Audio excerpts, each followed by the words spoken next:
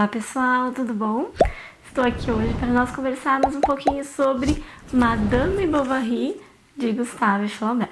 Eu apareci depois de muito tempo, né, e já trazendo um baita livro aqui no canal, que é Madame Bovary. Esse livro eu já tentei ler uma vez e não tinha conseguido, a leitura não fluiu para mim, não tinha dado certo.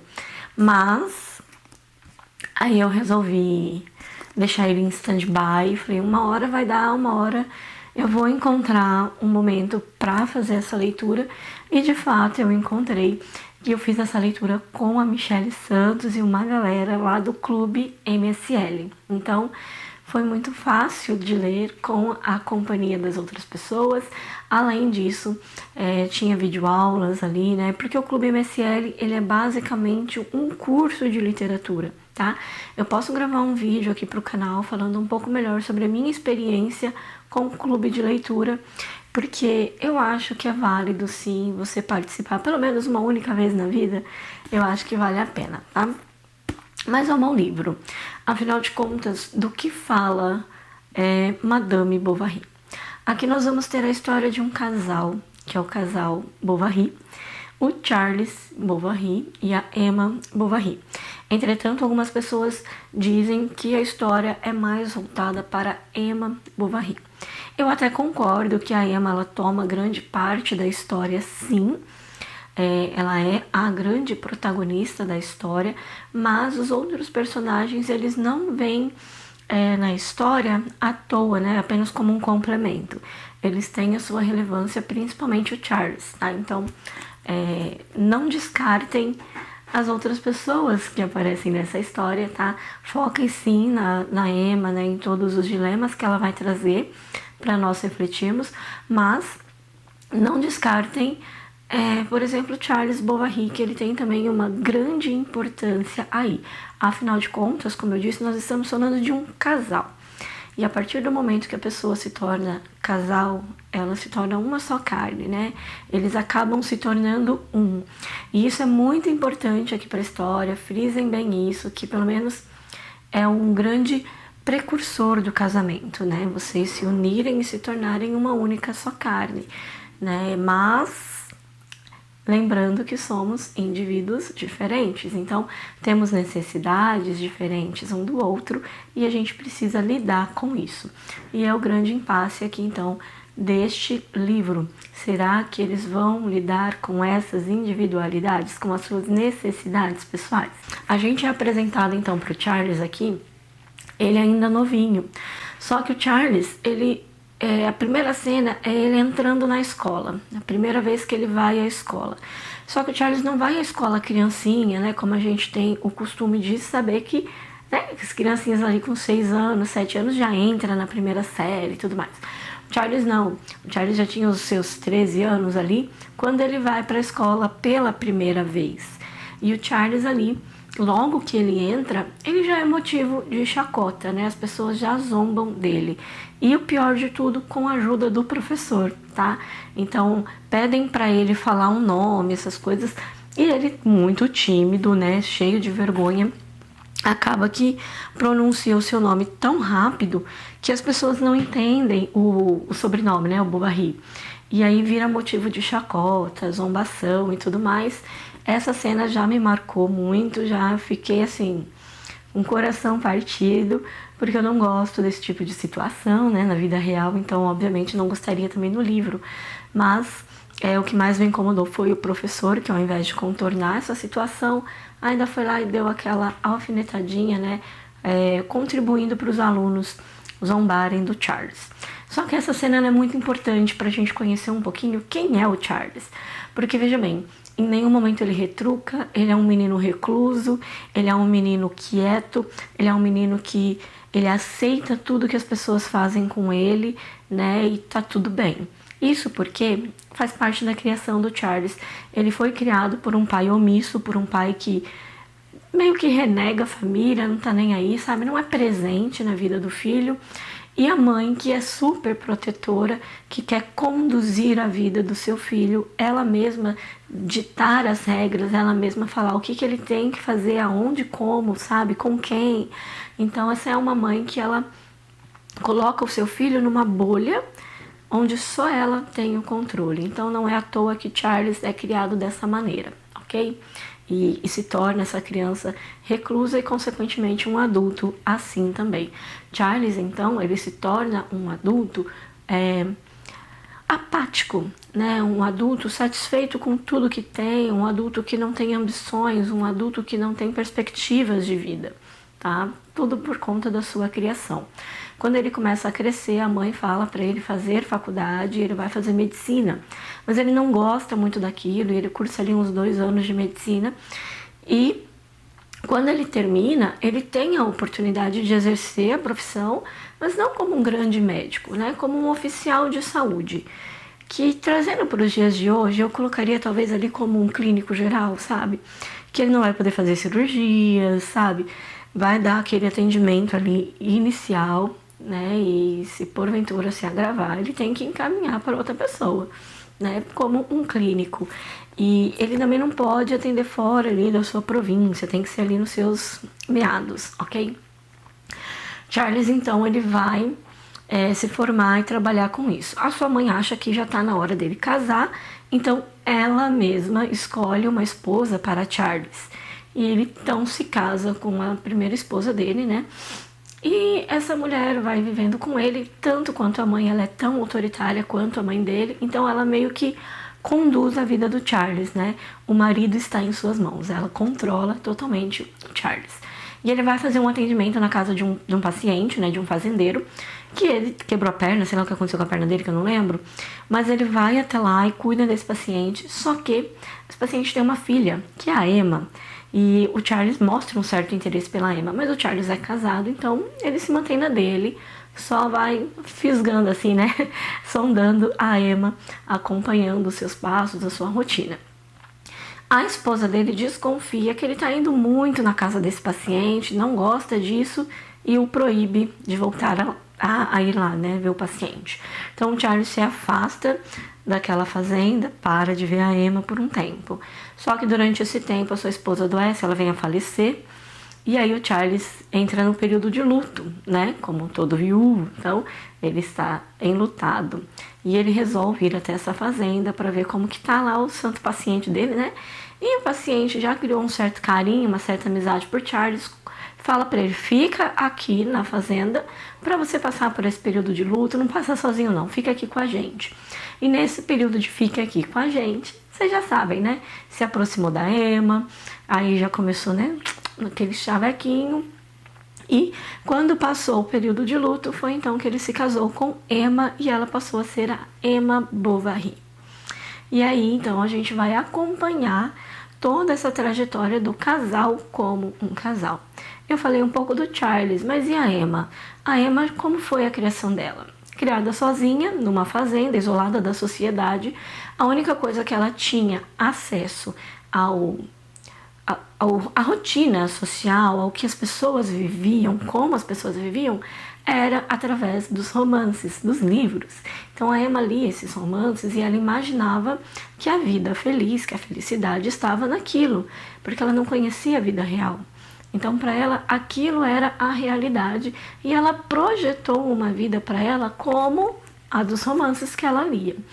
Acontece que ela se casa com Charles em busca daquele romance, né? Daquilo que ela via nos livros. Ter aquela vida luxuosa, aquela vida com aventuras amorosas, né? Com seu marido, talvez viajando, né? E aquele casal, sabe aquelas coisas de filme e livro mesmo? Que a pessoa tá casada e eles estão andando no campo, cai aquele temporal e talvez, né? Ali mesmo eles começam a namorar, enfim. Talvez ela vislumbrava isso. Só que ela casou com o Charles. Lembra que o Charles era apático? Ou seja, a Emma se frustra com o seu casamento. Porque o que ela imaginava que era vida, aquilo que ela projetou como vida para ela, não era nada do que ela de fato estava vivendo. Então ela se frustra, ela fica amargurada. E é através dessas amarguras e dessas frustrações que a Emma busca a felicidade. Só que ela busca a felicidade tomando decisões erradas, decisões precipitadas, decisões que vão prejudicar não só a ela, como outras pessoas também. E é isso que nós vamos acompanhar aqui em Madame Bovary. Quais são essas decisões? Quais são as consequências dessas decisões? Esse casal, o que está faltando na vida deles? Por que eles não se entendem? Será que o problema está na Emma? O problema está no Charles? Quem que faz cagada mais do que o outro, né? Afinal de contas. Enfim, você começa a se questionar sobre vários pontos aqui da vida deste casal, tá? E aí a gente tem, então, este enredo, ok? Agora vamos um pouquinho para o contexto histórico aqui deste enredo. O livro ele foi escrito em 1856. A gente tem aí uma época em que muitas coisas eram consideradas tabus. Ninguém falava. Por mais que acontecesse, todo mundo tinha que se manter em silêncio, né?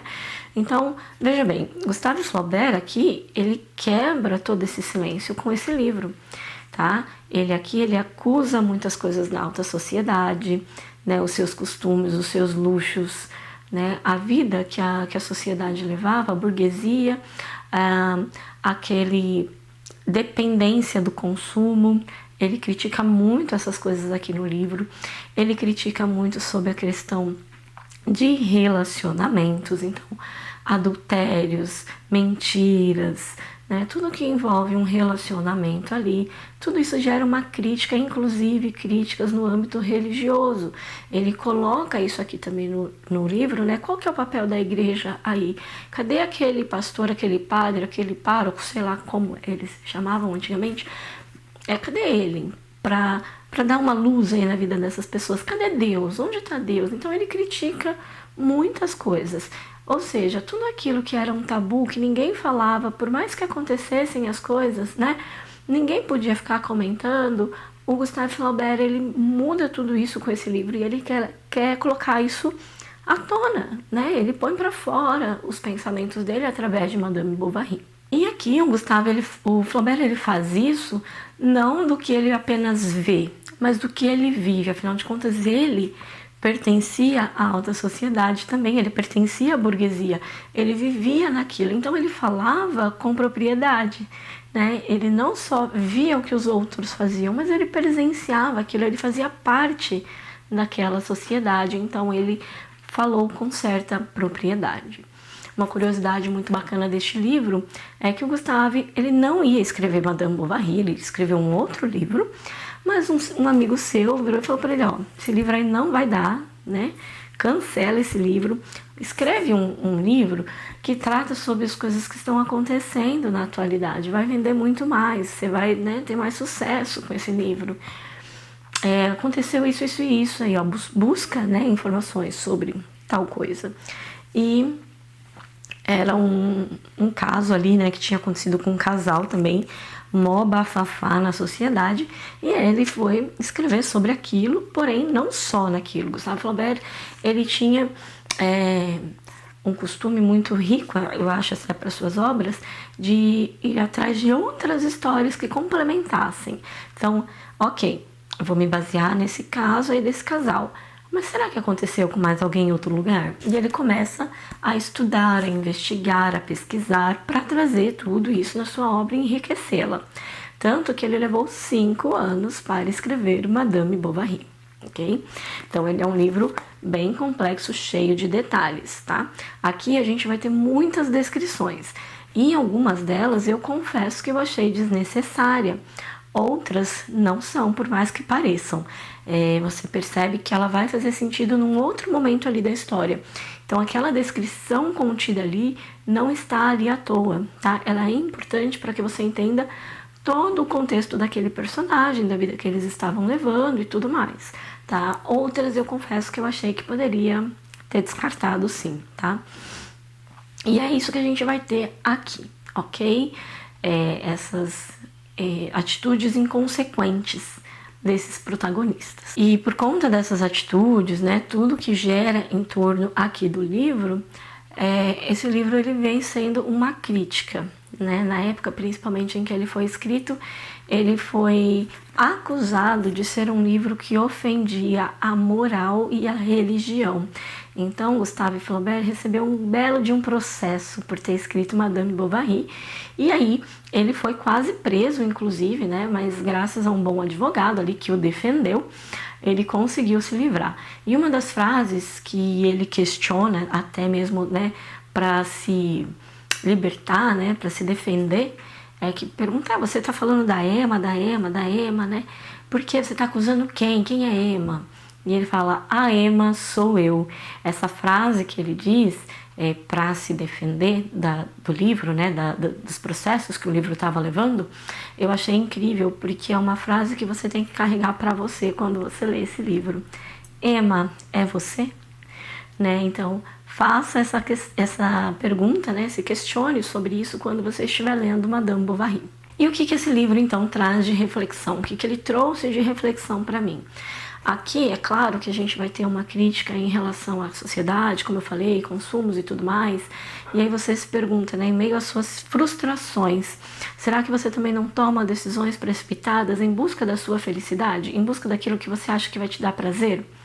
Né? Pensa bem aí, num momento em que você tá triste, você tá meio depresinho, aí mulher principalmente, né, o que ela faz? Corre pro shopping, vai comprar uma blusinha, um perfuminho, qualquer coisinha, ela já volta mais feliz. Então, assim, a gente também faz isso, sabe? Nós também temos essas atitudes, essa válvula de escape no consumismo. E a grande questão aqui é, você tem essas mesmas atitudes da Emma? As suas atitudes são corretas? Né? Ela buscou essa válvula de escape não só no consumismo, como a gente sabe, né? Mas também em outras coisas que prejudicaram a vida dela, a vida do marido, a vida de todo mundo ali ao seu redor. Mas eu te pergunto, as suas atitudes prejudicam só você? Elas não te prejudicam? Será que você em nenhum momento agiu ou tem agido como a Emma? Esse é um ponto de reflexão muito importante. Mas eu quero trazer um outro ponto aqui para vocês que talvez as pessoas nem pensaram em se questionar sobre isso. O que é felicidade? Você sabe o que te traz felicidade? Nós temos aqui duas pessoas totalmente diferentes uma da outra. O Charles, ele era um cara apático, ele era meio recluso, ele era. Mas o Charles era feliz, ele sabia que aquilo que ele tinha conquistado, a sua profissão, a sua esposa, a sua filha, traziam felicidade para ele, ele se contentava com aquilo. Tudo bem que a gente precisa ter um pouquinho de ambição, querer almejar coisas melhores para a vida, mas não deixando de enxergar aquilo que nós já temos, né, que é de grande valor para nós. Já a Emma, nada satisfazia. A Emma era uma mulher que nunca estava satisfeita com nada. Sabe aquela pessoa que, eu preciso de um carro novo, compra um carro novo. Nossa, mas esse não tá tão bom, preciso de um melhor ainda, compra um melhor ainda. Mas essa casa não combina com esse carro. E vai, porque nunca tá satisfeita. Meu cabelo tá muito escuro, vou clarear. Clareou. Nossa, mas agora tá muito claro, vou escurecer. Nunca se dá por satisfeita. Era a Emma. A Emma nunca se dava por satisfeita. Então, tudo que ela fazia na vida era para ir em busca dessa satisfação, dessa felicidade. Só que no final das contas, a Emma nem sabia o que era felicidade. Olha como ela foi criada, tendo como base a vida real, que na verdade era dos romances. Para ela, aqueles romances que ela lia era a vida real. Então a Emma ela não tinha noção do que era viver, do que era felicidade, do que poderia trazer felicidade. E para mim um grande problema dela foi que ela não enxergou o que ela já tinha. O grande problema da Emma foi ela não tentar ver o que ela já tinha. Ela nem sequer deu uma chance para a vida que ela tinha. Ela só sabia murmurar, murmurar e murmurar. Ela nem sabia o que trazia felicidade. Porque quando se perguntava, ela ficava pensando, mas o que será que é felicidade? Será que é isso, felicidade? Ela nem sabia. Ela tentava as aventuras, ela buscava essas aventuras, ela buscava esse consumismo tentando achar a tal da felicidade. Mas ela nem encontrava isso. Você pode reparar ao longo dessa história que a Emma nunca foi feliz de fato. Talvez ela nunca tenha sido feliz de fato porque ela não olhou o que ela já tinha. Se ela tivesse dado valor no que ela tinha e tentado melhorar o que ela já tinha, ela pudesse ter sido mais feliz, né? Ela pudesse ter realmente encontrado prazer na vida, o que não foi o caso dela. E será que é o nosso? Quantas vezes você olha pro vizinho e fala, nossa, mas o dele tá mais bonito. Sabe aquela frase, a grama do vizinho é mais bonita do que a nossa? Cuidado, talvez a grama do vizinho esteja mais bonita, mas é uma grama artificial. E a sua é uma grama real. Então, assim, pensa bem. Tá tão bonita, tá tão verde, tá tão brilhosa, mas não tem raiz. Ela é artificial. A sua tem raiz, você precisa cuidar, você precisa regar, você precisa parar. Então, olhar para a grama do vizinho, achando que a dele é melhor que a sua, não vai te levar a lugar nenhum. Foi o que a Emma fez. Ela olhou a vida dos vizinhos, achando que era melhor que a dela. Mas ela não cuidou da dela, ela não regou o matrimônio dela, ela não cuidou da grama dela. Então foi o grande problema da Emma, não ver o que ela tinha. Ela nem sabia o que era a felicidade, o que lhe trazia a tal da felicidade. Esses dias eu vi uma frase, não sei quem falou, não conheço a mulher, foi no Instagram, e a frase era a seguinte: o que adianta trocar as rodas da carroça se o problema está no jumento que a conduz? Tá aqui. O que adiantou a Emma ficar trocando as rodas da carroça se o problema estava nela mesma? Ela tentou substituir coisas que ela tinha na vida, achando que aquilo que ela estava colocando no lugar seria melhor. E nunca foi melhor, porque o problema não era aquilo que ela tinha antes, era ela. Ela não enxergava o que ela tinha. Ela não via no seu matrimônio algo bom. Ela não via na sua filha algo bom. Ela não via na sua vida, na sua casa, na sua rotina algo bom. O problema estava nela e não nas coisas que ela tinha. Então, cuidado quando você olhar a grama do vizinho achando que é mais bonita. Cuidado ao trocar as rodas da carroça. Talvez elas estejam em perfeito estado. Talvez o problema esteja no jumentinho que conduz, na gente mesma, tá? Às vezes é você que está cansada, é você que está extasiado, você precisa de uma pausa, você precisa de reflexão, você precisa respirar. Emma não respirou, tomou atitudes erradíssimas que prejudicaram ela, o marido, a filha e até mesmo os próprios amigos que estavam ao seu redor. Essa é uma grande reflexão para mim, é um dos pontos mais importantes da história que eu enxerguei. Então, quero deixar aqui para vocês também e deixo a minha recomendação de Madame Bovary, do Gustave Flaubert. Se você já leu, deixa nos comentários o que você achou. Se você gostou desse vídeo, comenta aqui, dá o seu curtir. Isso ajuda muito no crescimento do canal. E como vocês sabem, ele não tem vídeos corriqueiros, né? Então, quando você curte, você comenta, me ajuda muito. Se você puder fazer isso, eu fico agradecida. E aproveito para pedir para que você me siga lá no Instagram. Se você tiver essa rede social, eu estou por lá também. Me segue lá para a gente ficar mais pertinho e conversar muito mais sobre literatura. Eu fico por aqui, um grande beijo e até o próximo vídeo.